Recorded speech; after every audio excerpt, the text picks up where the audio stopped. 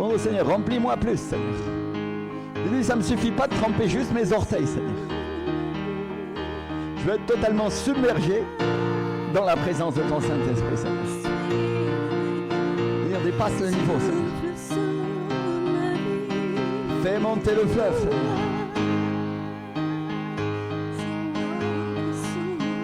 Oh, papa, papa. Oh, il y a des personnes qui vont simplement se mettre à nager dans ce fleuve. Jusqu'à présent, elle se baignait un petit peu. Mais l'Esprit du Seigneur te dit aujourd'hui, plus. Dis avec moi, plus. Plus. Il y a une personne ici dans cette salle qui doit lâcher les rênes au Seigneur. Elle doit simplement dire, Seigneur, je te laisse le contrôle de la situation.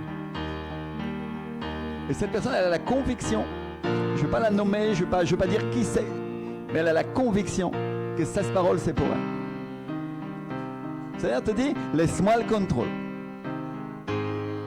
Laisse-moi le contrôle.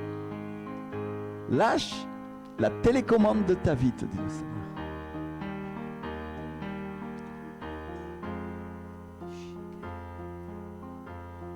Et le Seigneur te dit, si tu fais ça, tu verras comment je te conduirai, comment je te dirigerai vers des eaux paisibles, te dit le Seigneur. Paisible. Une personne qui a une vie tourmentée, ça a été agité ces derniers temps. Et commence à tourner de la tête, à dire oui, et par où je vais? Est-ce que je vais à gauche? Est-ce que je vais à droite? Et qu'est-ce que je fais? Le Seigneur te dit, laisse-moi le contrôle. Laisse-moi le contrôle. Je te dirige. Je te conduirai, te dit l'Esprit. C'est dit le Seigneur, si tu reposes ta confiance en moi, plus rien ne va te tourmenter désormais, te dit le Seigneur. Parce qu'il vient ma paix. Il vient ma paix sur ta vie, te dit le Seigneur. Continue à adorer le Seigneur. Continue à adorer. Combien nous t'aimons, Seigneur Jésus. Combien nous t'aimons, Saint-Esprit. Combien nous t'aimons, Père.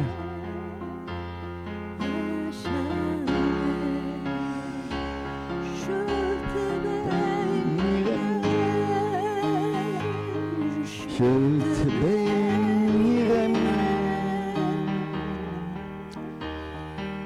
à jamais, à jamais.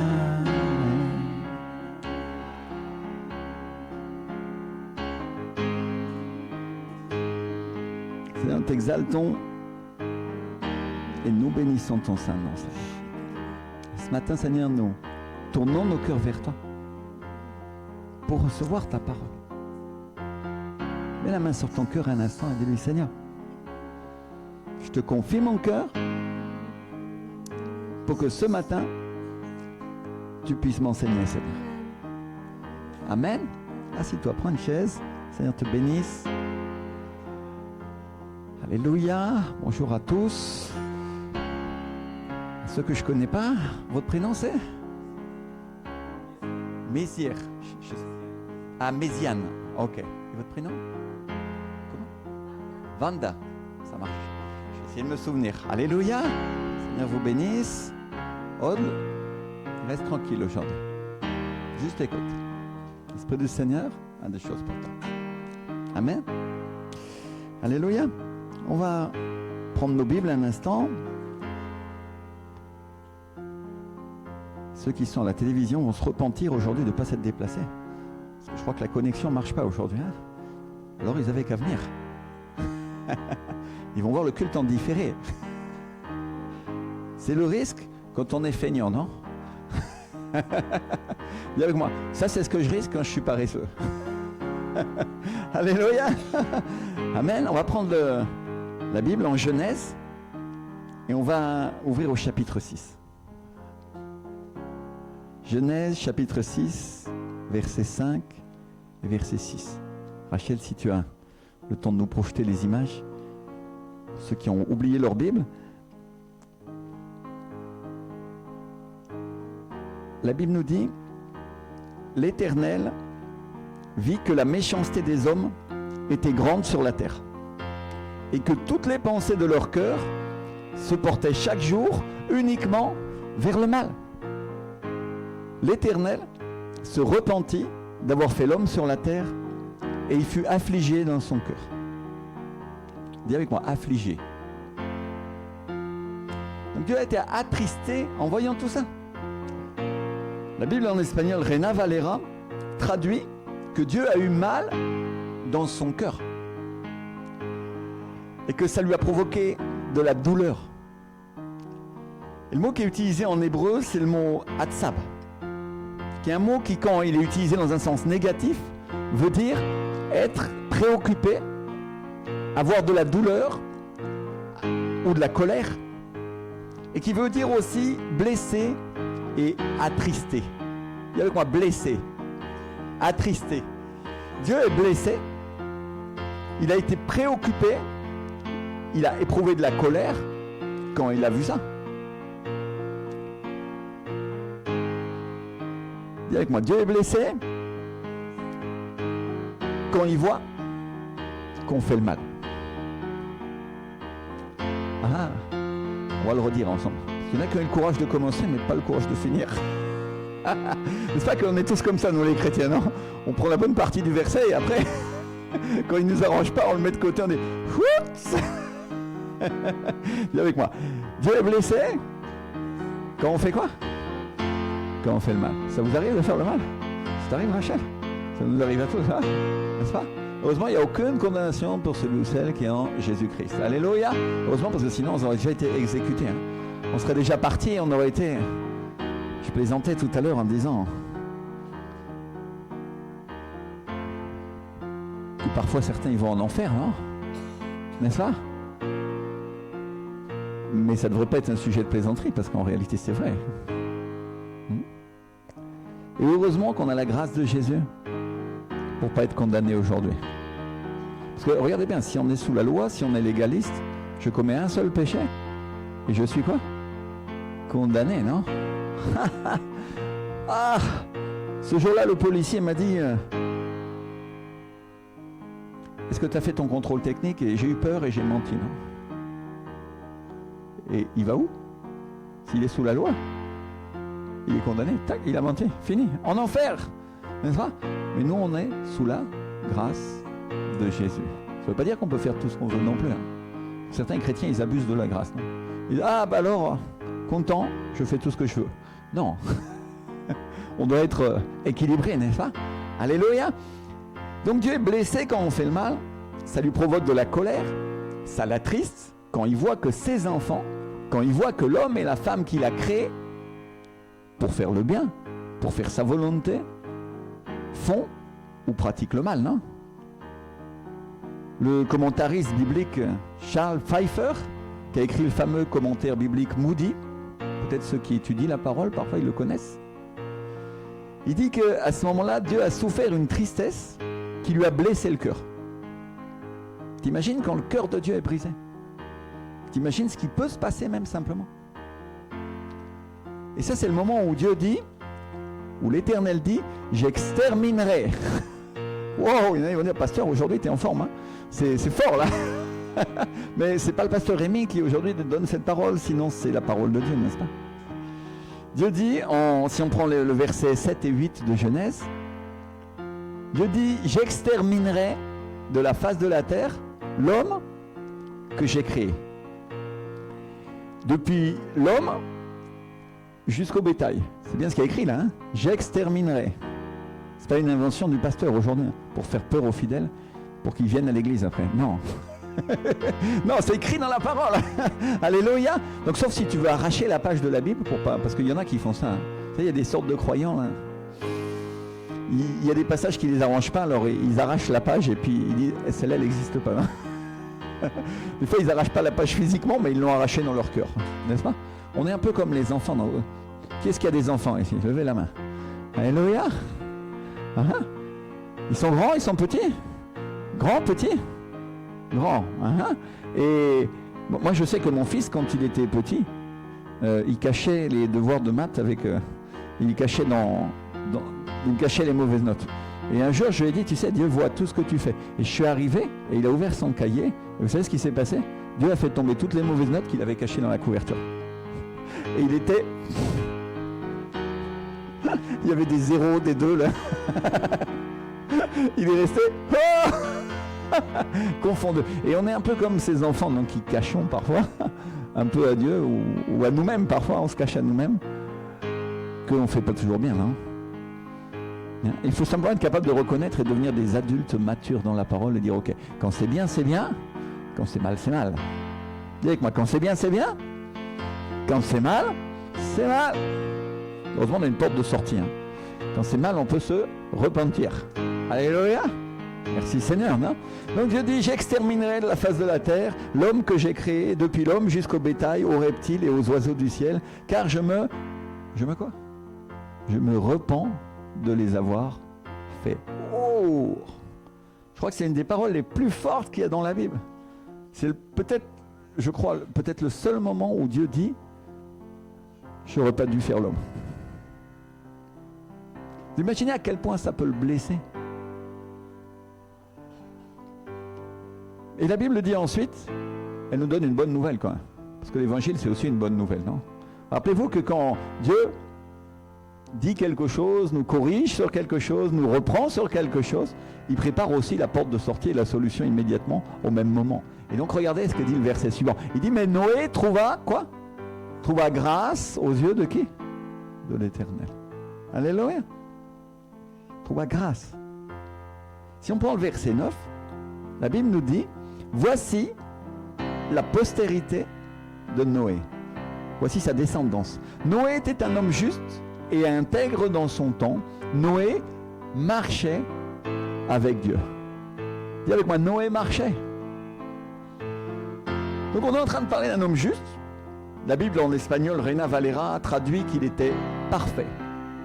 Le mot qu'il utilise dans la traduction Reina Valera 1960, c'est era perfecto. Il était parfait. Nous on est loin d'être parfait. Mais Noé, il était parfait. Le mot hébreu qu'il utilise, c'est le mot tamim. C'est un mot qui veut dire entier, et c'est un mot qui nous parle d'intégrité et de vérité. On parle d'un homme sans défaut. On parle d'un homme intègre, parfait et sans tache. Dis avec moi, sans tache. C'est-à-dire sans tache, c'est quoi les taches? C'est quand tu renverses le chocolat sur ta chemise, non? Non, les taches, c'est le péché. Amen, amen, hein? Gloire à Dieu, c'est le péché. Et on parle aussi d'un homme, donc quand on dit sans tache, on dit sans péché, non? Imagine-toi, Noé, ça veut dire qu'il avait pas péché. Sans tache. On parle d'un homme qui, comme son arrière-grand-père Enoch, il y en a qui avaient percuté ça, quand ils lisent la Bible, que Enoch, celui qui a été enlevé, qui marchait avec Dieu, qui a été emmené par l'Esprit de Dieu, parce que Dieu l'aimait, parce qu'il ne pouvait plus résister, parce qu'il marchait tellement avec lui qu'il a dit maintenant je ne peux pas attendre, je prends Enoch, et la Bible dit qu'il l'a pris de son vivant. Rappelez-vous, Enoch a été enlevé au ciel. La Bible dit que Enoch était, et puis d'un seul coup, il ne fut plus parce que Dieu le prit. Mais quand tu lis la parole, et quand tu lis l'histoire de Noé, je ne sais pas si tu as fait attention à ce détail-là, mais Noé, c'était l'arrière-grand-père d'Enoch.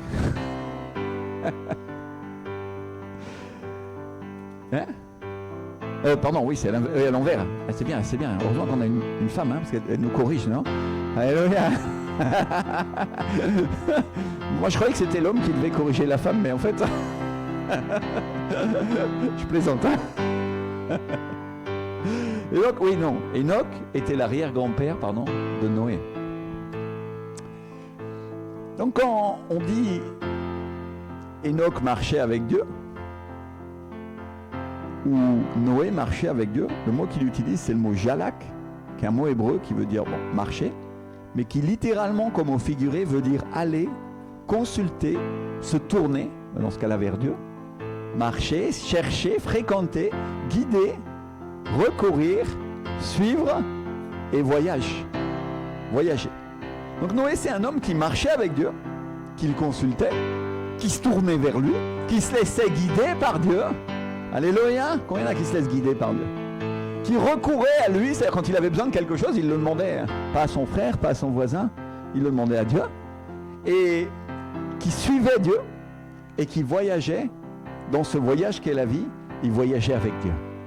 Dis avec moi, voyager avec Dieu. Alléluia. De combien d'entre vous on peut dire que vous cherchez Dieu? Combien le consultent? Combien cherchent sa face? Combien passent du temps avec lui? Alléluia. Noé, ça veut dire repos et consolation. Dieu nous donnera du repos, Dieu nous donnera la consolation avec Dieu. Alléluia. C'est comme ça que son papa l'avait appelé. Celui-là, en parlant de Noé, celui-là nous soulagera. Celui-là nous redonnera le souffle, celui-là nous redonnera la respiration avec Dieu. Donc Noé, c'est l'arrière-petit-fils d'Enoch qui a été emmené au ciel. Et quand on entend son nom, quand on entend le nom que lui a donné son papa Lémec, celui-ci nous donnera le souffle, celui-ci nous consolera, celui-ci nous donnera satisfaction. Celui-là va nous donner une entière satisfaction avec Dieu. Mais si tu regardes bien dans la parole de Dieu, qui est-ce qui est appelé le souffle de Dieu? Qui est celui qui nous console? Donc quand tu vois ça, tu t'aperçois que son papa Lémec, c'était évident qu'il recherchait le souffle de Dieu, non? Alléluia. Le Saint-Esprit, c'est le consolateur, il est le souffle et le roi de Dieu. Et donc le nom qu'il donne, donc Lémec, son papa, c'était le petit-fils d'Enoch. Le nom qu'il donne à son fils Noé, ça nous parle d'un homme rempli de l'esprit, rempli du souffle, ça nous parle d'un homme qui marche avec Dieu. Dis avec moi, marcher avec Dieu. Alléluia. Mais regarde bien ce que dit la Bible. Au verset 10 et 11, la Bible nous dit, Noé engendra 3 fils, Sem, Cham et Japheth. La terre était corrompue devant Dieu, la terre était pleine de violence. Au moment même où le mec nomme son fils Noé, au moment même où il lui dit celui-ci nous donnera du repos, la terre est remplie de quoi? De violence. Et le mal règne. Si on prend les versets 12 et 13, la Bible dit Dieu regarda la terre et voici elle était corrompue. Car toute chair avait corrompu sa voie sur la terre. Alors Dieu dit à Noé, la fin de toute chair est arrêtée par devers moi, car ils ont rempli la terre de violence. Voici, je vais les détruire avec la terre. C'était quoi la raison pour laquelle Dieu allait détruire la terre? La violence. Tu vois de la violence dans ton travail, toi? Où les gens, ils sont tous gentils, non? Non, hein? S'ils leur mettent les menottes, c'est parce qu'ils ne sont pas gentils, non? N'est-ce pas? Et dis avec moi, violence. Le mot qu'il utilise, c'est le mot jamas, qui est un mot hébreu qui veut dire violence, et qui implique le mal, qui implique le fait de faire du dégât, qui implique le fait de porter préjudice à quelqu'un. C'est-à-dire, c'est le fait de lui faire un affront. Autrement dit, c'est le fait aussi de le déshonorer, et c'est le fait de ne pas le respecter. Si je te traite mal, je suis en train de faire d'une certaine manière, selon la définition biblique du terme, en hébreu, je suis en train de te faire violence. Je me fais comprendre? Parce que souvent on pense que la violence, c'est seulement les criminels. Oui, mais c'en est qu'une forme, il y a différentes formes de violence, n'est-ce pas? Et ce mot-là, il implique, le mot jamas, il implique aussi le fait d'avoir des griefs, il implique le fait de faire du tort, il implique le fait de porter atteinte ou être injuste avec quelqu'un. Ça nous parle d'être cruel, de mettre à nu quelqu'un, c'est-à-dire de dévoiler son péché. La pasteur Gloria, comme elle n'a aucun péché, je peux dire, si tu savais ce qu'elle a fait. Et là, je suis en train de lui faire quoi? Violence. Je la déshonore, je la mets à nu dans son péché, en admettant, gloire à Dieu, elle est sainte, merci Seigneur. Non, alléluia. On fait ça avec les pasteurs parce qu'ils sont plus cool. Ils le prennent pas mal. Alléluia. Elle ne va pas venir me taper après le culte, tout va bien. Hein? Merci Seigneur. Alléluia. Elle sait que je l'utilise juste comme exemple. Alors, ce mot-là, ça implique aussi le fait d'être injurieux, de dire des injures. Ça t'arrive de dire des injures à quelqu'un? Ou t'es tellement... Non, Aude, elle est tellement sainte. Jamais elle injurie personne, non? Sauf son mari quand il est pas sage. Non? Ça nous arrive, hein, non? Et là, tout le monde se sent identifié. Il dit, ah la vache, moi aussi je commets de la violence, non? Hein? Et vice versa, bien sûr, hein? Parce que même Michael, qui est un gentil gaillard, non? Il n'est pas toujours parfait, non?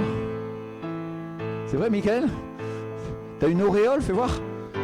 Non, pas encore, hein? Mais elle va venir, elle approche, regarde. La nuée de l'esprit veut la poser. Avec le sang de Jésus, non? Alléluia, gloire à Dieu, non? Et on n'est pas parfait, mais... Et donc ça nous arrive de rentrer dans ce cadre-là. Des fois, on est nous aussi condamnés par cette parole. Hein? Mais heureusement, il y a la grâce en Jésus. C'est pour ça que... Ça qui est bien, c'est que quand on sait qu'on est condamné, on peut aller à Jésus et dire, Seigneur, pardonne-moi parce que j'ai péché. Je t'accepte comme mon Seigneur et mon Sauveur, et à partir de maintenant tu vas guider ma vie, et c'est fini, je ne veux plus faire comme ça avant, comme avant, et maintenant tu vas m'aider à plus le faire. Alléluia. Donc ça implique aussi le fait d'être méchant, de piller, de voler, et bien sûr d'être violent. Vous voyez qu'il y a toutes sortes de violences, toutes sortes de manières d'être violent, toutes sortes de manières d'être méchant avec les autres, même des manières très polies, des manières très fausses, des manières très hypocrites. Il y a des manières où on fait semblant d'être gentil, alors qu'en réalité, on fait le mal, non? Ça nous parle ici en France? Les gens, ils vous sourient, et puis après, ils vous font une remarque blessante pour vous mépriser, pour vous humilier. Et en plus, on a l'impression que c'est eux les gentils, et nous, on était tellement des méchants, non? Qui c'est le méchant dans l'affaire? Donc, dis avec moi, toutes sortes de manières de faire le mal. Et Dieu nous parle d'un temps où la terre s'était corrompue tout entière. Il nous parle d'un temps où il n'y a plus personne qui faisait le bien. Le mot qu'il utilise à ce moment-là, c'est le mot shak, je ne sais pas si je le prononce bien. Peut-être un juif, il se lèverait pour me frapper et me corriger et me dire, pasteur, non. Ça dit rachat. Je ne sais pas. Alléluia. Et donc c'est un mot hébreu qui signifie décliner, ruiner et corrompu. Quelque chose qui blesse, quelque chose qui fait du dégât, qui porte atteinte aux autres. C'est un mot qui nous parle de dépravation, qui nous parle de quelque chose qui se perd, qui amène la destruction, la mort et la ruine aux autres. Donc on parle de quelque chose qui pourrit, un peu comme la ceinture que le prophète Jérémie il avait laissée dans le rocher et qui a pourri. Donc on nous parle d'une terre qui pourrit, une terre qui amène la corruption. Tu voulais savoir la raison pour laquelle Dieu avait détruit la terre? Tu voulais connaître le caractère de Dieu? Et il y a une chose que tu dois savoir, c'est que Dieu n'a pas changé. Parce que oui, on est sous la grâce, c'est vrai, mais on a tendance à dire, vous savez, vous connaissez tous cette fausse doctrine, non? Qui dit Dieu est bon et il nous pardonne toujours. Non, il ne nous pardonne pas toujours parce qu'il dit je fais miséricorde à qui je veux et je ne fais pas je fais pas miséricorde à qui je veux aussi. C'est ça? Donc oui, Dieu nous pardonne, Dieu est bon, mais il est juste, non? Et la Bible dit qu'il est le même hier, aujourd'hui, éternellement. Alléluia! Dis avec moi le caractère de Dieu. Donc vous avez vu que nous les hommes, on a cette tendance à cacher, là, comme on disait, les notes. On prend une partie de la Bible et on dit non mais Dieu condamne jamais. Et on le met derrière nous. On dit Seigneur, je me présente devant toi, tout va bien. Et ça n'existe pas. Mais est-ce qu'on change vraiment? Est-ce qu'on peut changer la parole de Dieu? Donc on ment à qui en réalité quand on fait ça? À nous-mêmes.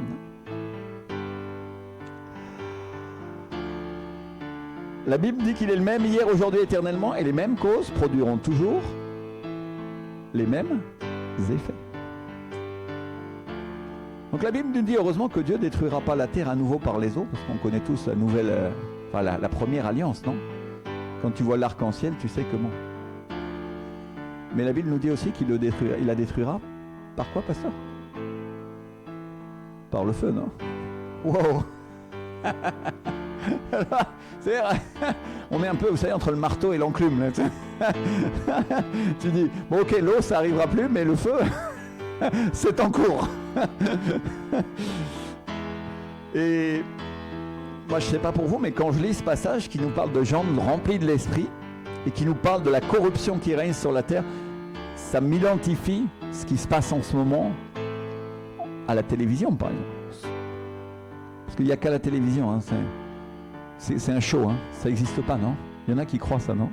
Mais quand on entend, on pourrait parler du meurtre des enfants qui ont eu lieu récemment, vous avez suivi ça? Quand on entend des choses abominables, comme on en a entendu récemment, quand on entend un jeune homme qui se fait frapper à coups de marteau et qui meurt, ou qui est dans un état pas possible, mon frère, ma soeur, tu peux pas dire que tout va bien, quoi. N'est-ce pas?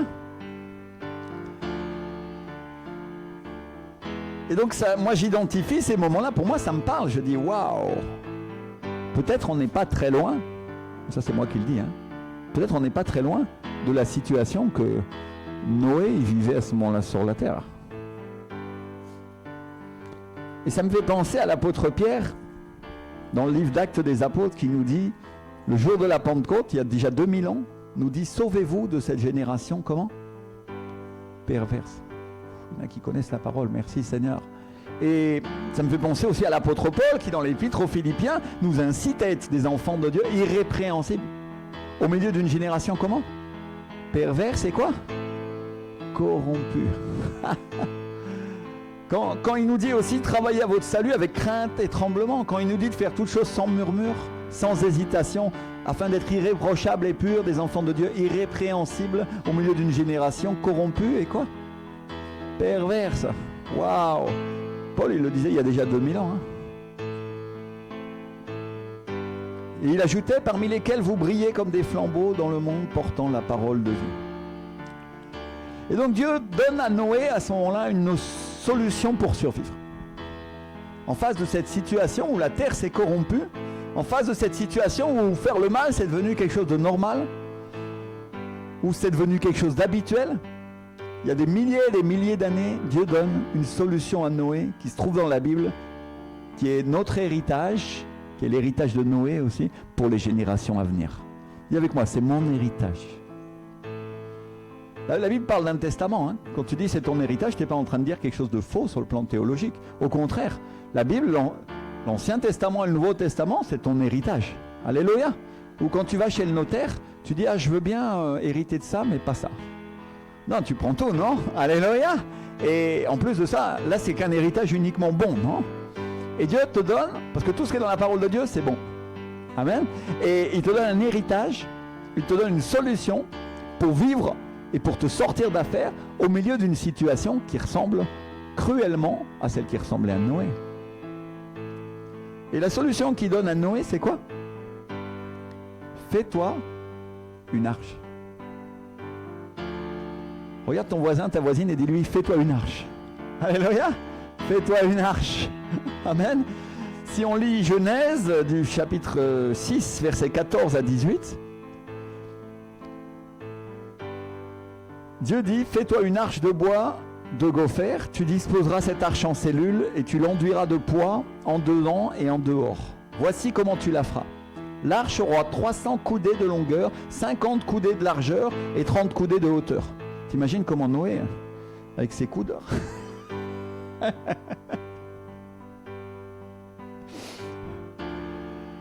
Tu feras à l'arche une fenêtre que tu réduiras à une coudée en haut, tu établiras une porte sur le côté de l'arche et tu construiras un étage inférieur, un second et un troisième. Waouh, sacré bateau, non? 3 étages. Et moi, je vais faire venir le déluge d'eau sur la terre pour détruire toute chair ayant souffle de vie sous le ciel. Tout ce qui est sur la terre périra. Mais j'établis mon alliance avec toi. Tu entreras dans l'arche, toi et tes fils, ta femme et les femmes de tes fils avec toi. Regardez bien ce que Dieu lui dit à ce moment-là. Il dit, toi et ta famille, vous rentrerez dans quoi? Dans l'arche. Alléluia. Et Dieu lui donne un ordre, il lui parle de personne en particulier, il lui dit, toi et tes fils et ta femme. Et il ajoute, et les femmes de tes fils avec toi. C'est-à-dire, qu'est-ce qu'il lui dit? Tu vas te faire venir tes belles filles. Pourquoi? Parce qu'elles aussi, elles constituent une famille avec tes enfants. Et il dit, toi et toute ta famille, vous rentrerez dans l'arche. Rappelez-vous que l'Ancien Testament, c'est l'ombre. L'Ancien Testament, c'est une image des choses à venir. Et si tu veux le savoir, l'arche, c'est une image de l'Église. Et donc Dieu a pensé à toute ta famille. Dieu veut que toute ta famille soit sauvée, Pasteur Carlos. Alléluia. Dieu veut que toute ta famille entre dans l'arche.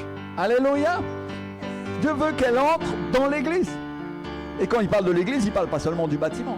Il parle de l'église spirituelle, c'est-à-dire l'église de l'esprit. Parce que toi et moi, on sait tous la vérité. Tu peux être assis ici et puis aller au ciel ou pas y aller. Et quand tu es dans la louange, tu es en train d'adorer le Seigneur, ton esprit est en train de monter dans les cieux, dans les lieux célestes, où il n'est pas, n'est-ce pas? Et donc, c'est de cette église-là qu'on parle, celle qui part au ciel. Alléluia. Dieu veut que toi et toute ta famille, vous rentriez dans cette arche qui vous amène, où ça? Au ciel. Alléluia. C'est pour ça qu'on parlait pour rire du purgatoire tout à l'heure, non? Qui n'existe pas, hein, c'est pas dans la parole. Hein. Je disais avec ma femme, on a visité le purgatoire. Parce qu'il y a quelques années, juste après le Covid, on a pu aller en vacances et aux Siciles. Vous savez, il y a beaucoup de catholiques en Sicile. Et en Sicile, il y a un village qui est construit sur la lave. Il fait une chaleur terrible là. Et ils ont appelé ça Purgatorio. Purgatoire. Comment? Purgatoire. Et bon, on sait tous que le purgatoire n'existe pas. Et je plaisantais avec la pasteur Gloria tout à l'heure en disant en face du purgatoire, c'est bien ce qu'il y a là, plage. Alléluia. Merci Seigneur. Non, gloire à Dieu. Mais le purgatoire n'existe pas, mais l'enfer, oui, existe. Et le lieu céleste, oui, existe, non? Et si on veut échapper, parce que quand le feu va venir sur la terre, ça c'est une réalité spirituelle qui est dans la parole, comment tu vas échapper? Tu vas prendre une navette spatiale comme Elon Musk, il est en train d'en créer une, non? Pour t'enfuir derrière Mars ou derrière... À mon avis, tu ne vas pas échapper non plus, hein? Parce qu'il y a une réalité à laquelle aucun d'entre nous en échappe, c'est la mort physique. Un jour ou l'autre, tu laisses ton corps comme tu laisses ta voiture comme une épave à la casse, et ton esprit et ton âme vont au ciel. Et là, c'est là que tu as intérêt à avoir ton passeport, hein, céleste. Tu es avec moi? J'ai un passeport. Et ton passeport, il doit être tamponné avec le sceau du Saint-Esprit. Parce que sinon, tu ne passes pas. Hein. Quand l'officier d'immigration... Rachel, ouvre ton passeport et elle regarde, elle dit, est-ce que tu as le droit? Et elle dit, ah non, non, non, non. Le passeport, il n'est pas tamponné là. Là, il y a 2 anges noirs qui t'attrapent et ils t'emmènent. Dis avec moi, on veut échapper, non? Alléluia. N'est-ce pas? Amen. Et non seulement on veut échapper nous, mais on veut que notre famille aussi, elle échappe. Amen. Donc Dieu a pensé à notre famille et il veut qu'elle entre dans l'église. Et si on veut prendre un exemple dans le Nouveau Testament, parce que peut-être il y en a qui vont dire, pasteur, tu es en train de nous lire l'Ancien Testament. Vous savez, il y a toujours des chrétiens qui critiquent. Et ils pensent que parce que l'Ancien Testament porte le nom d'Ancien, c'est plus pour aujourd'hui. Pourtant toute la parole est pour maintenant, n'est-ce pas? Mais il se lit à la lumière du Nouveau. Il est l'ombre, il est une image des choses à venir. Mais si tu veux un exemple dans le Nouveau Testament, tu n'as qu'à lire le livre des Actes. Tu lis au chapitre 16, le moment où on trouve Paul et Silas en Macédoine, dans la ville de Thyatire. Et au moment où ils sont arrêtés à cause d'une servante qui libère d'un esprit de python, un esprit de divination. Vous vous souvenez de ce passage, ceux qui ont lu la parole? Et à ce moment-là, ils sont jetés en prison, parce qu'ils font une libération au nom de Jésus. Et leur maître, qui gagnait beaucoup d'argent avec elle, il s'arrange avec les autorités municipales pour les faire arrêter et il les jette dans la prison. Et au milieu de la nuit, pendant que Paul et Silas chantent les louanges du Seigneur, comme on faisait tout à l'heure, un grand tremblement de terre secoue la prison. Alléluia. Et les fondations même de la prison sont ébranlées et toutes les portes s'ouvrent. Et le geôlier se réveille et quand il voit le désastre, il se dit que tous les prisonniers se sont échappés. Et il pense à se tuer, il pense à se suicider parce qu'il est responsable de ça et que sinon c'est lui qui va être torturé. Moi, je ne lui jette pas la pierre au geôlier parce que lui, il savait ce qu'on faisait aux prisonniers. Hein. Il n'avait pas envie de qu'on lui fasse la même chose, non? Et il sait ce que ça fait. Alors, il prend son épée pour se tuer, mais au moment où il va le faire, Paul crie « Ne le fais pas !» Ne fais pas de mal parce que nous sommes tous là. Alors, le geôlier demande qu'on lui apporte de la lumière. Vous vous souvenez qu'à l'époque, c'était à la chandelle avec des torches parce qu'il ne voit rien. Et il dit que je vois au moins que c'est vrai que les prisonniers sont tous là, que je me sois rassuré. Imaginez le geôlier. Et la Bible dit que le geôlier, en tremblant, vient et il s'agenouille, il se jette. Il voit que tous les prisonniers sont là, il se jette à genoux aux pieds de Paul et de Silas. Et c'est le moment où il dit cette parole que nous, on connaît tous, qui est en Actes 16:31, où il dit que faut-il que je fasse pour être sauvé? Et Paul et Silas lui répondent, crois au Seigneur Jésus et toi tu seras sauvé et toute ta famille. Alléluia, dis avec moi, toute ta famille. C'est-à-dire, il y a une promesse pour la famille. Alléluia, il y a une promesse pour eux tous. Et la Bible dit qu'il lui annonce la parole, et ainsi qu'à tous ceux qui sont dans sa maison, et ils se font baptiser là en pleine nuit. Et au petit matin, Paul et Silas sont relâchés. C'est-à-dire, ils ont été en prison. Ils ont été dans les problèmes, ils ont été dans les difficultés, que pour que cet homme et cette femme soient sauvés. Ça vous parle des croyants? Des fois vous avez des problèmes pour pouvoir prêcher l'évangile à quelqu'un, n'est-ce pas? Ou avant qu'il arrive à l'église par exemple. Oui, ça nous arrive, n'est-ce pas? Bien sûr. Mais il y a une réalité, c'est que Dieu a pitié de ta famille, et Dieu a pitié de toi, et il veut qu'il les connaisse. Dis-le avec moi, je ne sais pas ce qui va se passer, mais moi et ma famille, on va être quoi? Sauvés. Amen. Moi et ma famille, on ira à l'église, décrète-le, déclare-le. Et ils entreront dans l'arche avec moi. Alléluia. Amen. Et tes enfants aussi. Parce que regarde bien ce que Dieu dit à Noé. Toi et tes fils. Toi et tes enfants. C'est-à-dire même s'ils sont devenus grands. Parce qu'il y a des chrétiens ici, leurs enfants, ils ne sont pas avec eux. Hein. Et certains, ils sont pas là, qu'on ne les amène pas à l'école du dimanche, ils ont déjà fait leur vie et ils sont éloignés du Seigneur. Mais regardez bien ce que Dieu dit à Noé. Toi et tes enfants. Et ces enfants, ils sont grands parce qu'ils ont aussi des femmes. Et qu'est-ce que Dieu leur dit? Et leurs femmes. Alléluia. Et autrement dit, la famille qui constitue, parce que Dieu respecte et honore et a créé la famille. S'il y en a qui étaient inquiets pour la famille, parce que la famille est attaquée en ce moment, on voit parce que le mal est sur la terre. Et le diable, et les hommes politiques aussi, utilisés par le diable, en ce moment, passent leur temps à attaquer la famille et veulent la détruire. Il y a beaucoup de chrétiens qui sont inquiets et qui disent, comment on va s'en sortir de ça? Moi, je suis venu pour te dire aujourd'hui que la famille, c'est une institution divine et que ce que Dieu a créé, ce qui est né de Dieu, ça triomphe du monde. Alléluia! Alors, ils peuvent dire tout ce qu'ils veulent. Ils pourront faire toutes les manifestations multicolores qu'ils veulent, ils pourront, n'est-ce pas, faire tout ce qu'ils ont envie de faire, ça ne changera pas la parole de Dieu et la famille résistera toujours parce que Dieu y veille et Dieu la garde et Dieu la sauve. Alléluia. Il pourra essayer de rendre athées nos fils pendant quelques années, et ça arrive parfois, mais Dieu les ramènera, Dieu les sauvera et Dieu les fera entrer dans l'arche avec nous parce que nous avons la foi et nous sommes des croyants. Décrète avec moi. Qu'est-ce qui a vaincu le monde? Notre foi. Alléluia. Merci Seigneur. Alléluia. Donc même s'ils ont une femme et qu'ils s'apprêtent aussi à avoir des enfants, tes enfants aussi doivent entrer dans l'arche, tes enfants aussi doivent entrer dans l'église. Alléluia. Amen. Dis-le avec moi. On va entrer dans l'arche, on va tous rentrer dans l'église et il en manquera combien? Aucun. Alléluia. Au diable, on lui laissera même pas un ongle, c'est ça que dit la parole. Décrète avec moi, ce que tu n'as pas pu faire aujourd'hui, Dieu le fera demain. Alléluia. Alléluia. Ah, il y a de la foi qui est en train de naître au centre de vie de la foi, ça j'aime ça. Gloire à Dieu. Alléluia. Merci Seigneur. Alléluia. Oh, écoute bien parce que c'est une parole prophétique pour l'église. Il y a des croyants qui sont ici, qui vont voir leurs enfants revenir. Et ils vont être tellement étonnés. Et ils vont dire, Seigneur, tu as fait un miracle. Alléluia. Merci Seigneur. Et donc, regardez bien. Dieu dit à Noé, tu entreras avec toute ta famille.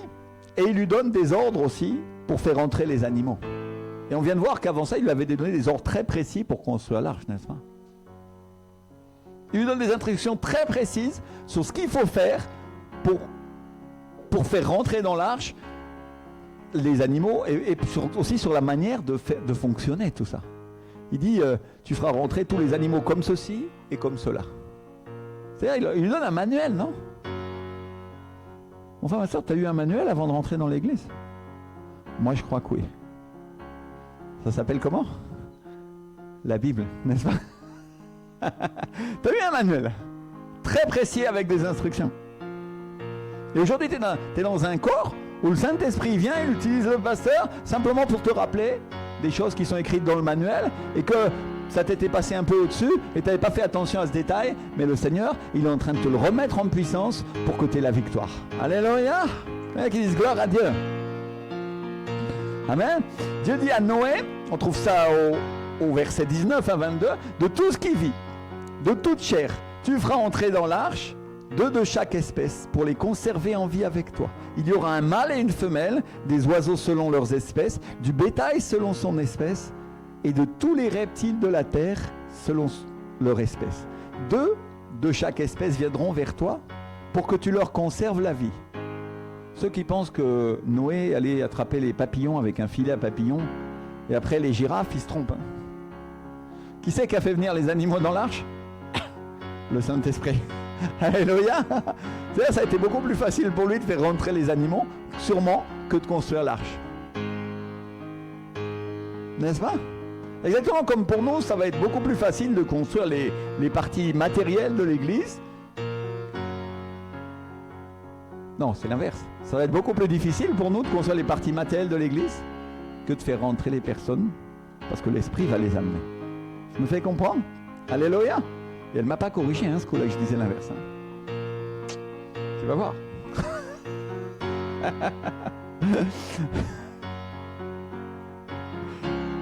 Et regardez bien ce qu'il dit. Des oiseaux selon leurs espèces, du bétail selon son espèce, et de tous les reptiles de la terre selon leur espèce, 2 de chaque espèce viendront vers toi pour que tu leur conserves la vie. Et toi, prends de tous les aliments qu'on mange et fais-en une provision auprès de toi, afin qu'ils te servent de nourriture, ainsi qu'à eux. Là, par contre, Noé, il a eu du boulot. Il a dû aller au supermarché des kangourous pour trouver ce qu'ils avaient besoin de manger, non? Pendant un certain temps. Et après, au supermarché des girafes, il fout ça dans son arche. Et pour les serpents, et ainsi de suite, non? Là, oui, il a eu du boulot. Mais regardez bien ce que dit ensuite la parole de Dieu. Elle dit, c'est ce que fit Noé, il exécuta tout ce que Dieu lui avait ordonné. Dis avec moi, tout. Tout. Il n'a pas exécuté en partie, partiellement ce que Dieu lui a demandé. Non, la Bible dit, il exécuta tout. En espagnol, la Bible Reina Valera traduit, et Noé fit ainsi, il agit conformément à tout ce que Dieu lui a demandé. Donc on parle de quelqu'un qui exécute tous les commandements de Dieu. On parle de quelqu'un qui ne les exécute pas partiellement, qui ne les exécute pas en partie. Non, il fait tout, absolument tout, et il le fait exactement comme Dieu lui demande. Alléluia. Il agit conformément à tout ce que Dieu lui a demandé. Oh, il aurait pu ne pas faire entrer les girafes. Parce que les girafes, c'est pénible parce qu'elles ont un long cou, non? Et imagine-toi faire baisser la tête de la girafe au moment d'entrer dans la porte. Noé, il a dû s'amuser. Le Saint-Esprit lui a amené les girafes et les girafes devant. Tu veux nous faire rentrer là-dedans, toi? Non, mais ça va pas. En plus, il y a un lion. Et il y a une lionne, encore pire. Et imagine, Noé, il avait oublié peut-être les hippopotames, s'il avait oublié les hippopotames. On n'aurait pas d'hippopotame. Parce qu'un hippopotame, ça peut nager un temps, mais pas tout le temps que les eaux sont montées, non? Et donc, Noé agit conformément à tout ce que Dieu lui a demandé pour sa famille, pour la construction de l'arche et pour la construction de l'église. Donc, on parle d'une obéissance absolue à Dieu. Dis avec moi, obéissance absolue. Alléluia. Moi, je ne sais pas pour vous, mais quand j'écrivais ça, le Saint-Esprit m'a rappelé ce verset qu'on trouve dans la 2e lettre de Pierre, qui est en 2 Pierre 2,4, qui nous dit, car si Dieu n'a pas épargné les anges qui ont péché, s'il les a précipités dans les abîmes de ténèbres et les réserve pour le jugement, s'il n'a pas épargné l'ancien monde, dis avec moi l'ancien monde, mais s'il a sauvé Noé, lui 8e, ce prédicateur de la justice, lorsqu'il fit venir le déluge sur un monde d'impies. Comment est-ce que Dieu l'appelle à Noé? Prédicateur de quoi? De la justice. Alléluia. Et le mot qu'il utilise, c'est le mot dikaiosune, qui est un mot grec qui veut dire équité de caractère ou équité dans les actes. Autrement dit, quelqu'un qui fait, quelqu'un qui agit selon ce que Dieu a dit. Quelqu'un qui fait des actes justes. Et c'est un mot qui nous parle spécialement de la justification. Si vous regardez bien tout de suite après le verset qui dit que Noé a fait, qu'il a agi conformément à ce que Dieu lui a demandé, au verset suivant, Dieu lui dit « Entre dans l'arche », c'est Genèse 7.1, « Entre dans l'arche, toi et toute ta maison, car je t'ai vu juste devant moi parmi cette génération. » C'est-à-dire Dieu l'appelle juste, mon frère, ma soeur. Dieu l'appelle juste, je t'ai vu juste devant moi. Et donc on voit que Noé expérimente la justification. Il expérimente la justification par la foi parce qu'il a eu assez de foi pour faire, il a eu assez de foi pour obéir à Dieu, il a eu assez de foi dans la parole de Dieu, qui est Jésus, pour construire une arche au milieu des terres, là où il n'y avait pas d'eau, là où c'était impossible, là où il n'y avait rien. Et qu'est-ce qu'il justifie? La foi en sa parole. Alléluia. Ça nous parle à nous aujourd'hui dans le Nouveau Testament. Nous sommes justifiés parce que nous avons foi en quoi? En Jésus, qui est la parole de Dieu.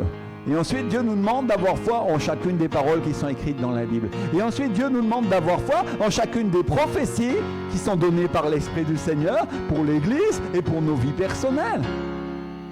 Mon frère, si Dieu t'a donné une prophétie et que Dieu t'a dit que tu allais faire des choses pour lui, ça arrivera. Et la seule chose que Dieu te demande, c'est d'avoir la foi. C'est-à-dire, oui Seigneur, je ne sais pas comment tu vas le faire, c'est de la folie, c'est dingue, mais tu le feras. Alléluia. Amen. Je me fais comprendre.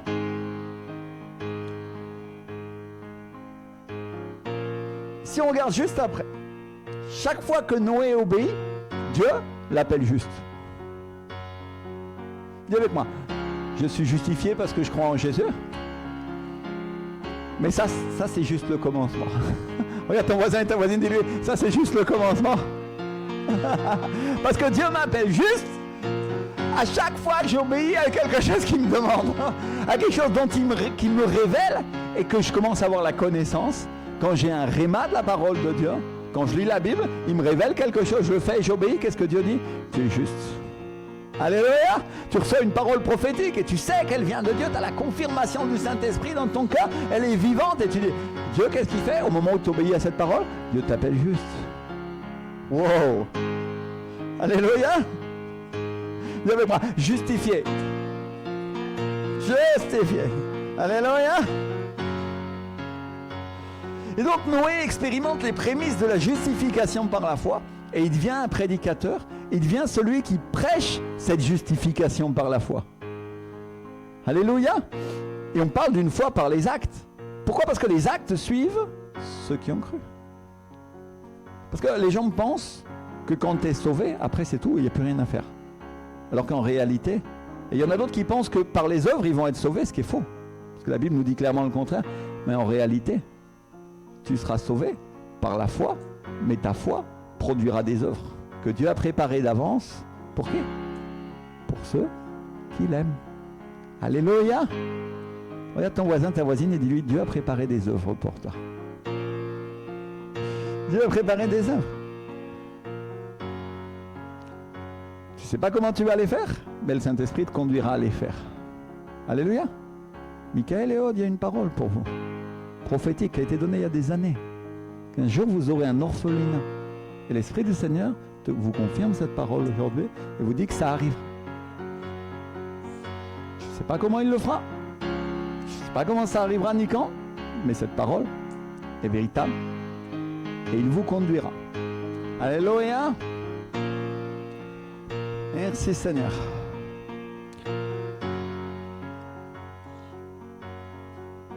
Et donc Dieu appelle Noé juste parce qu'il a assez cru pour construire une arche, pour y faire habiter sa famille. Il a assez cru pour faire habiter sa famille à l'intérieur. Et aussi parce qu'il a pris soin de chaque détail. Aussi parce qu'il a été un bon administrateur de l'œuvre de Dieu. Ça aussi c'est la foi. Et des milliers d'années plus tard, Dieu, à travers l'apôtre Pierre, inspiré par le Saint-Esprit, l'appelle prédicateur de justice. Et vous devez savoir que une chose, c'est qu'à l'époque, il n'avait encore jamais plu. La Bible dit qu'il n'était pas encore tombé une goutte d'eau sur la terre, mais dit qu'il se levait une brume pour arroser la terre. Il y avait quoi, une brume? Vous avez déjà vu dans les pays exotiques, peut-être en Colombie, c'est comme ça, je ne sais pas, dans la jungle, que la vapeur d'eau sur les montagnes suffit à arroser la jungle? La Bible nous dit qu'à cette époque-là, c'était comme ça sur toute la terre. Et donc, il n'avait jamais plu encore. Et les habitants de l'époque, ils ne connaissaient pas la pluie. Et lui, il vient et il dit, il va pleuvoir. Les gens, sûrement, ils ont dû dire, hé Noé. Aujourd'hui, on dirait Noé. N'est-ce pas? Et il se met à construire une arche. Il se met à construire un bateau grand comme un transatlantique moderne, à un endroit où probablement il n'y a pas de mer. Hein. Imaginez-vous que Dieu a donné la technologie à Noé et il lui a donné des instructions des milliers d'années avant que les hommes sont en capacité de construire un bateau qui avait la taille et la résistance comme un transatlantique pour résister à une mer déchaînée. Si tu regardes un peu l'histoire, je crois que c'est à partir du 19e siècle qu'on a commencé à construire des bateaux de la taille de l'arche. Et avec plus ou moins de réussite, parce qu'il y a aussi le Titanic, non? Et que oui, il y en a plein qui ont traversé, puis un jour, il y en a un qui s'est tapé un iceberg, quoi. Mais comment il a reçu ça? Il a reçu comment? Par la foi. Je me fais comprendre? Dieu est capable de te donner la technologie de quelque chose qui te fera sortir et qui te sortira d'affaires des milliers d'années avant que les êtres humains l'inventaient. Tu vas dire, ah mais le bateau était en bois. Bah oui, mais le bois, ça a plusieurs qualités. Hein. D'abord, le bois, ça coule pas. Le bois, le bois, c'est un peu flexible. N'est-ce pas? Et la taille du bateau qu'il a fait, ça fait qu'il pouvait résister sûrement aux ondes de choc qu'il y avait avec les vagues.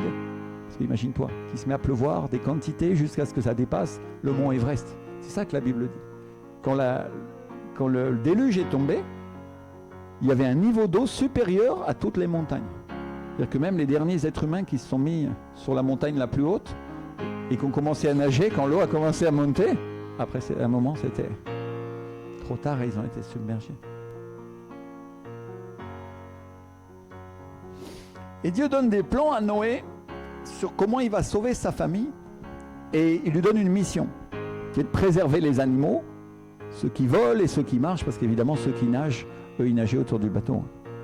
Les poissons, les dauphins et les baleines, ils n'ont pas eu besoin de monter dans l'arche. Hein.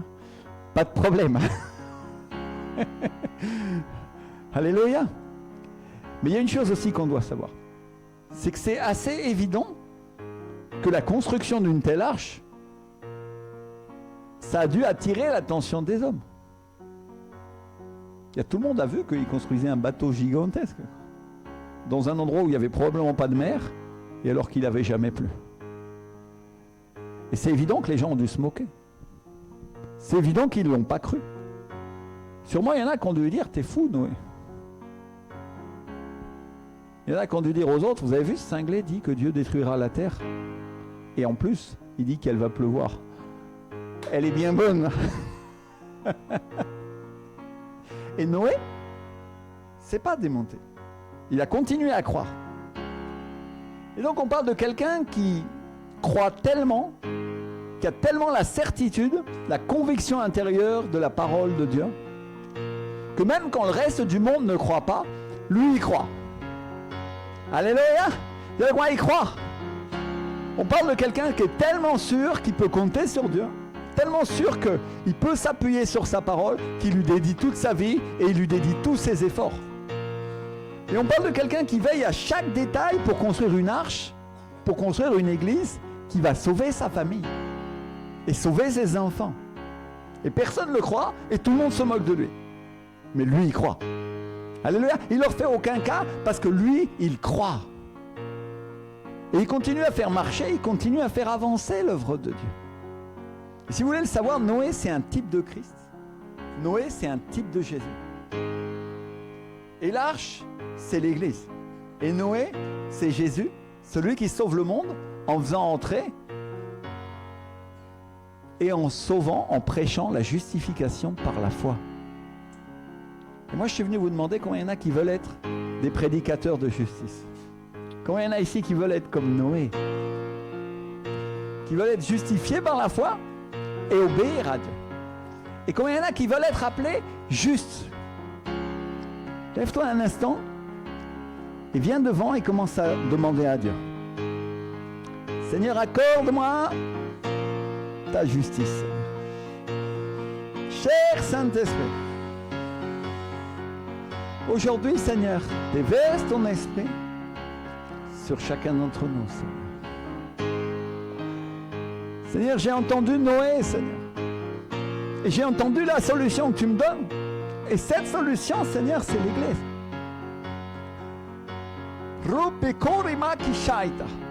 Et je veux être part de l'Église, Seigneur. Je veux marcher avec toi. Je veux être ami avec toi. Je veux que tu me guides dans toutes choses. Je veux que tu me montres ce que j'ai à faire, Seigneur. Je veux que tu me donnes la foi nécessaire pour faire entrer ma famille dans l'Église, Seigneur. Et je veux que tu me donnes la foi nécessaire pour prêcher l'Évangile aux nations et qu'eux aussi puissent rentrer avec moi dans l'Église, Seigneur. Pour que quand viendra le feu, nous soyons emmenés avec toi dans les nuées à ta rencontre, comme le dit ta parole, Seigneur Jésus. Combien il y en a qui ont lu l'enlèvement de l'Église? Combien il y en a qui croient ça? Cher Saint-Esprit, cette arche, qui est à la fois une arche matérielle dans laquelle nous nous trouvons aujourd'hui, dans laquelle nous avons mis les pieds, et qui est à la fois aussi une arche spirituelle, Seigneur, qui sera emmenée au ciel en un instant, en un clin d'œil. Seigneur, fais-moi à part,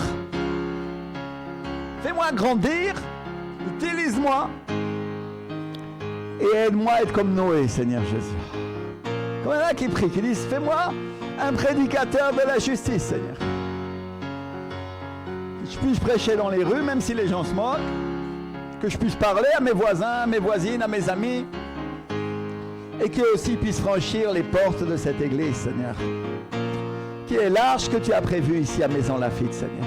Qui est l'arche que tu as prévue avec la télévision, Seigneur. Qui est l'arche que tu as prévue en France et dans la francophonie. Pour que beaucoup ici dans cette nation soient sauvés, Seigneur.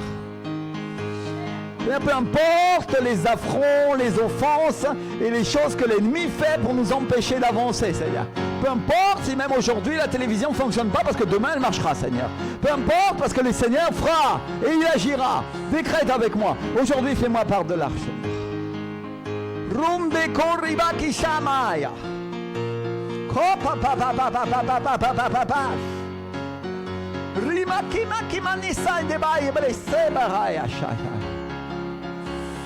Rumpe papa papa papa papa. Oh papa papa, ma soeur, approche-toi, viens. Prends-le. Prends-le pour toi. Laisse du Saint-Esprit. Laisse. Oh papa papa. Construire à l'arche. Oh papa papa. Plus.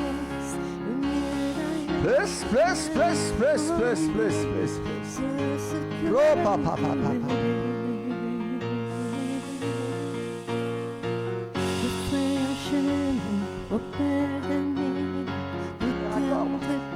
À mon frère, la vision nécessaire. Mon Dieu, c'est ce que tu es. Je fais un chemin auprès de lui. Je tiens tes promesses, lumière dans l'éternel. Mon Dieu, c'est ce que tu es. Je fais un chemin auprès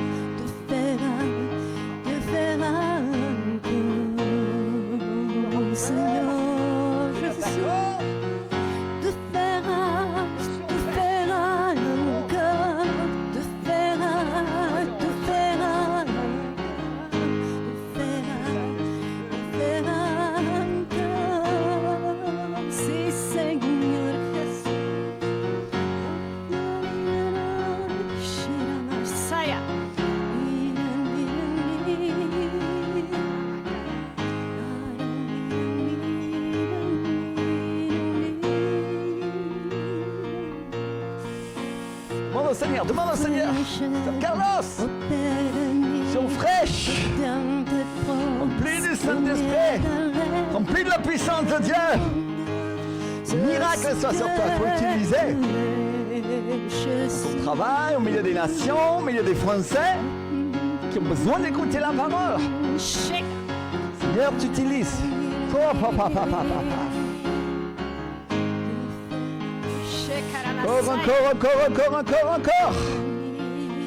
encore, ma sœur. Déborde,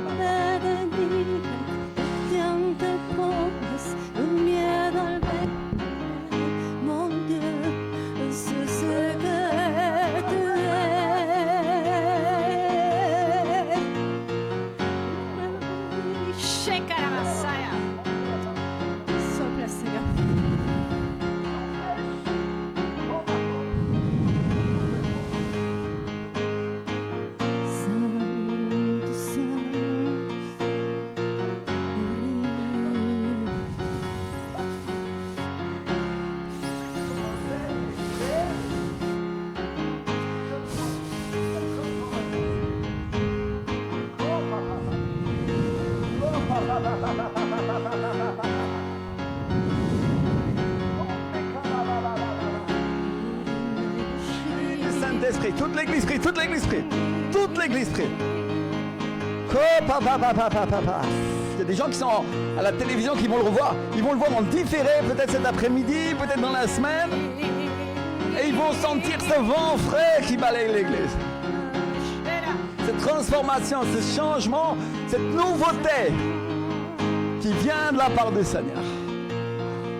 Continuez à prier, continuez à prier. Plus, plus, plus, plus, plus, plus. Cours l'Esprit du Seigneur aujourd'hui. Cours Saint-Esprit, cours.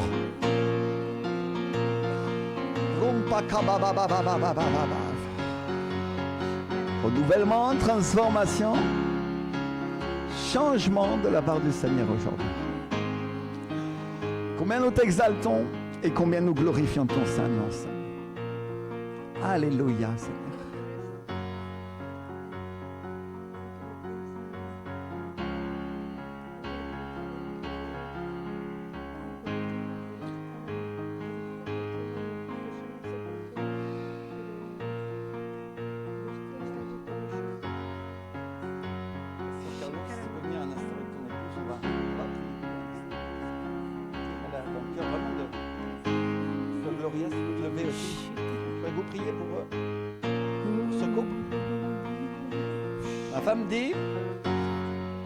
Dieu a quelque chose pour eux. Alléluia. C'est pour lui, elle prie pour elle. Alléluia. Posez la main. Décrétez nouveauté.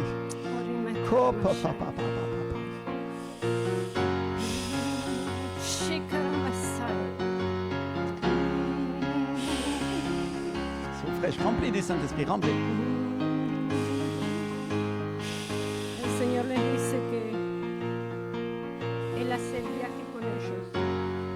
Il fait le voyage avec vous. El Señor les dice que Él hace el viaje con ellos. Le Seigneur te dit, je vous dis, je fais ce voyage avec vous.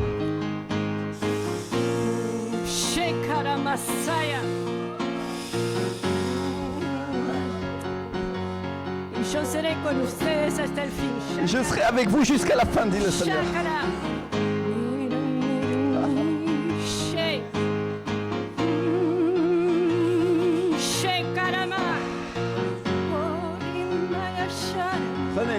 Prenez-le, recevez-le, puissance de Dieu, puissance de Dieu, puissance de Dieu, transformation, renouvellement ce matin.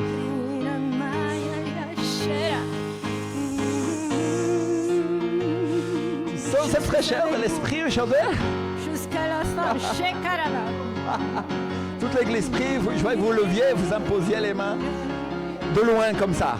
Jusqu'à la fin. Alléluia. Commence à prier. Plus.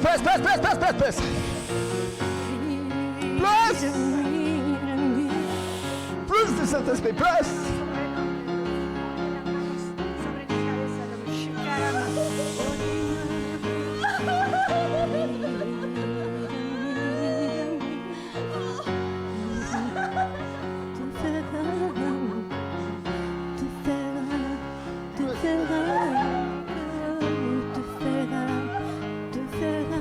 l'église prie, toute l'église prie.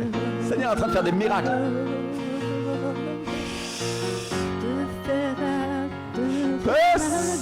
Plus du Saint-Esprit.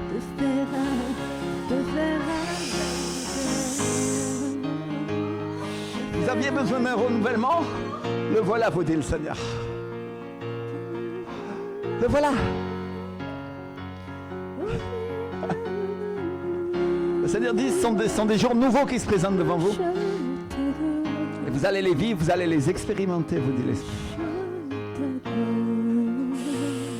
Toute l'église prie, toute l'église prie. Cher Saint-Esprit, on te remercie pour tout ce que tu fais au milieu de nous dans l'église, Seigneur. Même les jours où ça nous semblait difficile, Seigneur. Chaque jour, des choses nouvelles. Nous t'exaltons et nous te glorifions, mon Dieu. Alléluia. Alléluia. Ma sœur, approche-toi, viens.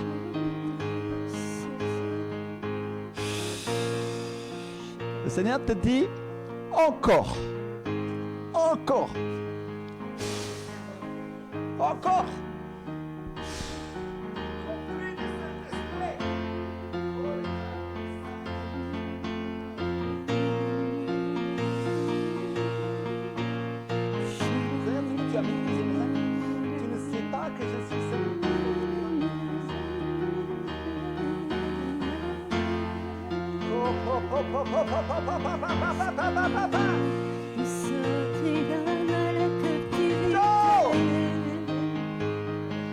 Nous serons comme ceux qui rêvent quand le Seigneur nous sortira de la captivité. Nous serons comme ceux qui rêvent. Le Seigneur dit, viens droit à toi. Viens droit à toi. Viens droit à toi, te dit le Seigneur. Ma bouche remplie de rires. Des louanges. Alors les nations diront de grandes choses a fait le Seigneur. Décrète-le, de grandes choses. Et de rire, mes lèvres de louange. Alors les nations diront de grandes choses a fait le Seigneur. J'aurai la joie, j'aurai la joie, j'aurai la joie, la joie en l'Éternel. Il a enlevé toute ma douleur, m'a rendu libre. J'aurai la joie, j'aurai la joie, j'aurai la joie en l'Éternel. Il a enlevé toute ma douleur, m'a rendu libre. Au Seigneur nous sortira la captivité. Nous serons comme ceux qui rêvent. Quand le Seigneur nous sortira la captivité. Dis-le. Je serai comme ceux qui rêvent.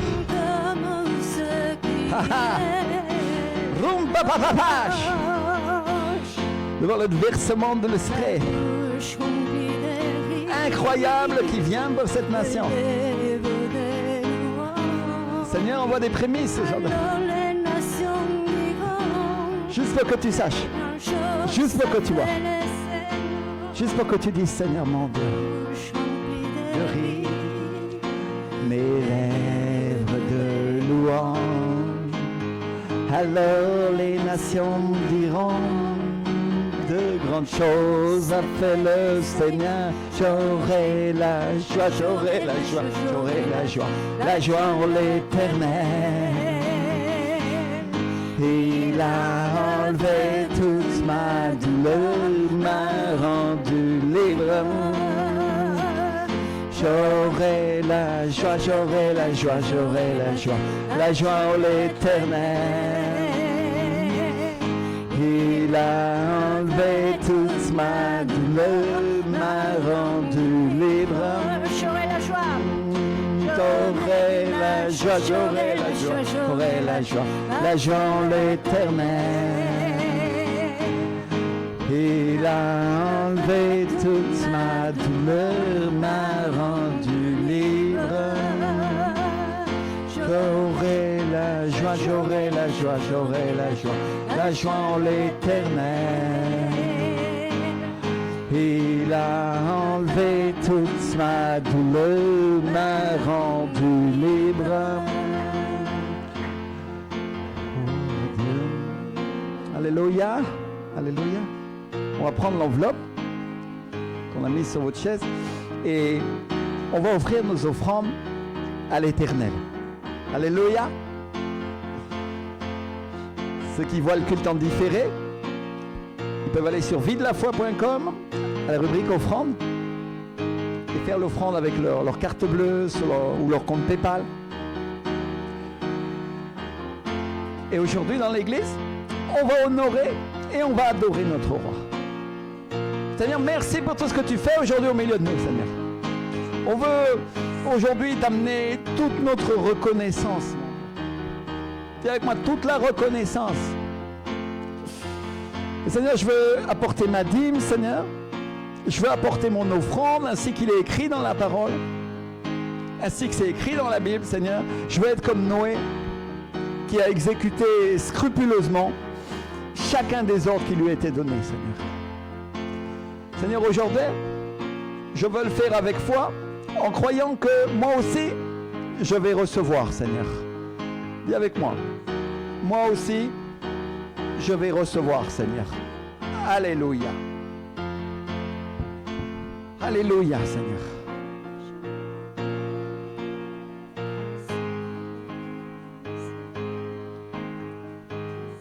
Seigneur, je te crois.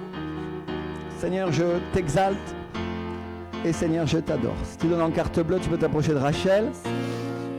Si tu donnes avec l'enveloppe, tu peux faire un chèque à l'ordre de centre de vie de la foi. Tu peux faire un virement. Il suffit de demander le l'IBAN de l'église, on te le donnera. Ou tu peux mettre en espèces. Peu importe. La seule chose qui compte, c'est que tu le fasses avec ton cœur. La Bible nous enseigne à amener la dîme, qui est la 10e partie de notre salaire, avec la foi. Comme Jacob. Comme Abraham. Dis avec moi, comme Jacob. Comme Abraham. Elle nous enseigne à obéir à la parole, avec foi. En croyant que c'est le moyen que Dieu a donné pour nous redimer. Que c'est le moyen que Dieu a donné pour nous bénir. Elle nous enseigne à amener des offrandes à l'autel et à honorer notre roi. Alors quand tu fais ça avec la foi, tu sais ce qui se passe. Dieu s'empare de l'argent et il le considère comme une offrande. Et en échange, il te donne toute sa faveur et toute sa gratitude et tout ce qu'il avait prévu pour toi. Et la bonne nouvelle, c'est que ça inclut aussi les choses financières. Ça inclut aussi le fait que tu aies un bon travail, que tu sois béni, que tu reçoives suffisamment pour vivre. Alors je vois que quand tu fais ça, tu agis avec foi et tu dis, Seigneur mon Dieu, je te crois. Je crois que tu as prévu pour moi une bonne mesure, serrée, dis avec moi, serrée, secouée. Pourquoi on secoue un sac? Tu sais pourquoi? Pour qu'il en rentre plus. Parce que quand tu le secoues, ça se tasse à l'intérieur et ça fait de la place. Alléluia. Dis avec moi, fais de la place sur mon compte, Seigneur, parce que tu vas me bénir. Alléluia, tu crois ça? Seigneur, fais de la place, mon Dieu. Et qu'est-ce qu'il dit après? Débordante. C'est-à-dire qu'il y en a trop même. Alléluia, ça déborde. Et la bonne nouvelle quand ça déborde, c'est que les autres peuvent en avoir aussi. C'est-à-dire que, qu'est-ce qu'il nous parle dans sa mesure? Et c'est une parole qui s'applique à la fois pour l'onction, mais aussi pour des finances. C'est une parole qui nous parle de la générosité. Parce que quand il dit que ça déborde, ça veut dire que si tes finances débordent, tu vas pouvoir en donner aussi. Alléluia. Qu'est-ce qu'il dit? Gloire à Dieu pour ça. Qu'est-ce qu'il dit? Je prophétise ça pour ma vie. Alléluia. Qu'est-ce qu'il dit? Je m'empare de cette parole et je la crois, Seigneur. Mes finances déborderont et je pourrai en donner plus à l'église et je serai béni aussi et je pourrai en donner aux pauvres. Tu pourrais donner à celui qui a besoin, Seigneur. Enrichis-moi, Seigneur Jésus, pour que je puisse bénir les autres, Seigneur. Aujourd'hui, je t'apporte ma dîme, aujourd'hui, je t'apporte mon offrande, et je te crois, j'obéis à ta parole scrupuleusement, et toi, tu te charges du reste. Tu te charges du reste. Sœur Rachel, alléluia. On va semer. Seigneur, nous t'exaltons, et Seigneur, nous glorifions ton saint nom. Et quand tu as semé, on va se lever ensemble et on va chanter cette chanson. Qui dit que le Seigneur va nous sortir de la captivité. Alléluia. Enfin, ma soeur, il y a toutes sortes de captivités. Et il y a aussi des captivités qui sont financières parfois.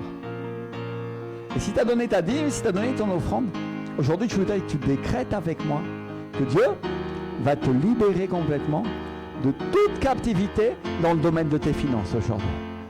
Décrète avec moi, on prophétise. Ainsi que David dansait, ainsi que David bougeait dans sa présence, Ainsi que David chantait, ainsi que David chantait, ainsi que David dansait, ainsi que David bougeait, ainsi que David bougeait dans sa présence. J'aurai la joie, J'aurai la joie, j'aurai la joie, j'aurai la joie. Je vois l'Éternel. Il a enlevé toute ma douleur, m'a rendu libre. J'aurai la joie, j'aurai la joie, j'aurai la joie. La joie en l'Éternel. Il a enlevé toute ma douleur. Il a enlevé toute ma douleur, m'a rendu libre. Seigneur, nous t'exaltons. Seigneur, nous glorifions ton saint nom, Seigneur.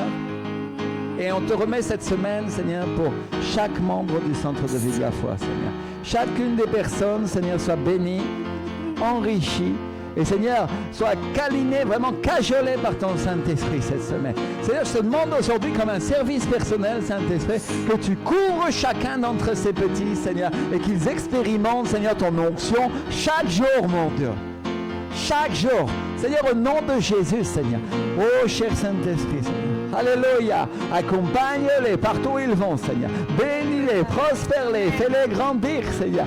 Donne-leur de gagner des âmes, Seigneur. Fais qu'ils puissent avancer dans ton royaume, Seigneur, en étant tes serviteurs et tes servantes, Seigneur. Des gens entièrement remplis du Saint-Esprit. Alléluia. Et le peuple de Dieu dit Amen. Amen. Ah, gloire à Dieu. Hein? Amen. Merci, Seigneur. Je crois que, à part le fait que la semaine prochaine, on est en principe dans la salle, la grande salle en face, il n'y a pas d'autres annonces, chérie, non? Non? Ok. Donc la semaine prochaine, pour ceux qui ne connaissent pas, on traverse le jardin juste. La salle est plus grande, c'est mieux, on est plus à l'aise, alléluia, et on peut recevoir plus de monde. Alors on amène nos invités et on est bénis. Amen. Et on va prier aussi pour l'équipe de télévision, parce que là aujourd'hui, le culte, il n'a pas été diffusé, je crois. Hein. Et donc, ceux qui sont derrière les écrans, il y en a un paquet, ils vont se trouver sans culte aujourd'hui. Alors, on va cet après-midi, on va faire quelque chose, on va leur transmettre l'enregistrement, mais on va prier d'abord pour qu'ils puissent venir, mais on va prier aussi pour que la technique fonctionne bien et que le réseau soit bon. Amen. Hein, je voudrais que cette semaine, vous priez pour la technologie aussi, parce qu'il y a des gens qui ne peuvent pas venir à l'église, il y a des vieilles dames, comme Liliane, par exemple. Quel âge elle a ? Plus de 80 ans, et maintenant elle est à la maison et le seul culte qu'elle voit c'est à travers l'écran. Alors c'est nécessaire, non? Alléluia. Donc priez bien cette semaine, c'est vraiment important que tout fonctionne bien. Amen. On va juste prier pour remettre ce culte, dire Seigneur mon Dieu, dimanche prochain, surprends-nous, Saint-Esprit. Seigneur, on te remet la technologie, Seigneur, les mains de l'équipe de télévision qui est là, Seigneur, et vraiment, on te demande aussi, Seigneur, que ceux qui sont paresseux spirituellement, qui restent toujours derrière l'écran, qui viennent qu'une fois de temps en temps, ils puissent être là tous les dimanches, Seigneur. Seigneur, nous sommes conscients de ce que l'ennemi fait avec le Covid, Seigneur, et comment l'Église, Seigneur, est devenue faible, Seigneur, dans toutes les nations, avec ces temps de Covid qui se sont passés, Seigneur. trouvant des raisons, des justifications, Seigneur, pour ne pas obéir à la parole de Dieu.